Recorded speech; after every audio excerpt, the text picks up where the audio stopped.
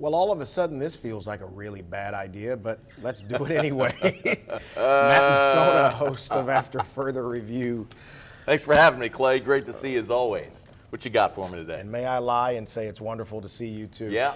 So let's, in all seriousness, good weekend, man. The Lady Tigers won a national championship. Before we get to the shenanigans after the game, let's talk about the game itself, man.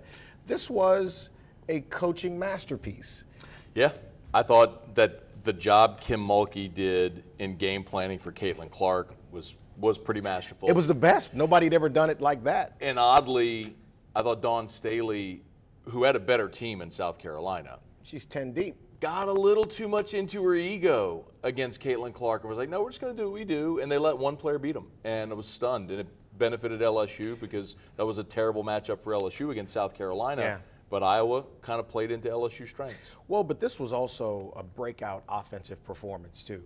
I mean, when you saw the other two games, there was a struggle to get points on the board. You leave 102 on the scoreboard in this game, so you had a great defensive strategy. Plus, these girls balled out. Yeah.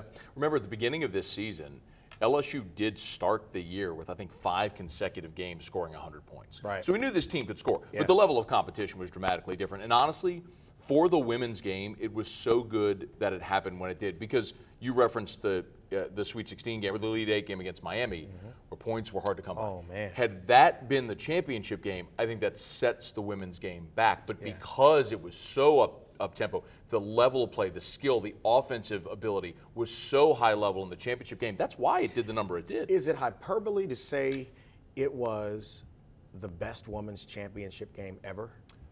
No, the numbers prove that. 9.9 million people watched. It's the most watched women's sporting event ever on any network. Yeah. Collegiate sporting event across any network. Sure. So, no, that's not hyperbole. Has the WNBA ever had a crowd that large? No. Okay. Yeah. No. Yeah. So let's get to what people really want to hear us talk about. Okay. What happened on the court at the end of the game. So I'll admit, when I saw it at the end, I didn't get it because I saw it and I was doing something while the game was over and we were in the last minute or so. And I saw the gesture and I chuckled, but I didn't get it. Didn't realize the history was Caitlin Clark had been doing it during the game. The fact that she did it didn't bother me. The fact that Alexis Reese did it back to her didn't bother me either. But holy cow, dude. The reaction. Keith Olbermann really F-bombing a 20-year-old, and then Portnoy with Barstool.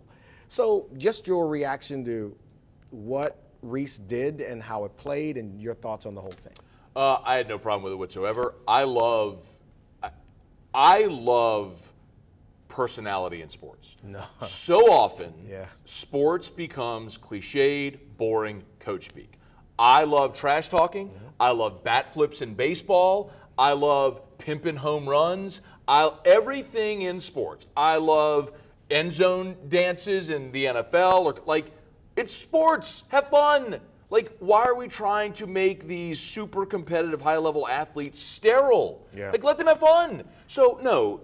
And listen, I get that that's not going to be for everybody. Right. Some people want their athletes prim and proper and pristine. That doesn't exist anymore. Well, in some cases it does, and Where? that's fine. But the problem, as you referenced with Olbermann or Portnoy, for those that didn't see it, these are grown people that used very harsh language. F and S bombs and piece of S. Talking about a 20-year-old girl playing college basketball. Like, it's not even that you have that opinion. Right. It's how you express it sometimes. And look, it was racial.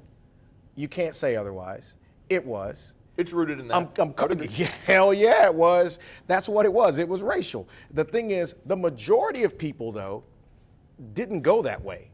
I mean, that was the thing. The people who did criticize her that way got incinerated by pretty much every network there is out there, which is a good thing. Now, inviting both teams to the White House, bruh, you can't do that. I'm glad Caitlin Clark came out and said, we're not going to do that. Maybe it was a kind gesture, but no. Even the First Lady's press secretary backtracked on Twitter the next morning, essentially saying, oh, well, she was just trying to celebrate all. No. Like, she put her foot in her mouth. And I mean, and it's one of the reasons why sometimes it's best to stay in your lane. But off Twitter, too. Yeah. You know, I can understand wanting to celebrate both teams not a real place. in a game, but the White House celebration is for the champion. It's always been for the champion. The champion goes. Like when LSU beat Clemson for the national championship, Clemson didn't go as well. No. When Alabama beat LSU in 2011, LSU didn't go to the White House. Like the champion goes to the White House. Everybody knows it's why less than 24 hours they retracted. So where can people? Well, obviously, if you live in the Capital City region, you know where to find Matt and AFR. But if they want to tune in from other places, can they do that? Yeah, Baton Rouge, New Orleans, Alexandria. WBTR here as well, so Channel 19, and YouTube stream. If you can spell my name, you can find me. I'm all over the place. Let's talk football in a couple of weeks. Yes, you are. Let's talk football in a couple of weeks. LSU football, Southern football, and we might talk NFL as well. Who dat? Derek Carr's coming for you, Clay. Get ready. Here he comes. Yeah, you said that out loud, dude. I can't even keep a straight Let's face. talk about science next. Oh man.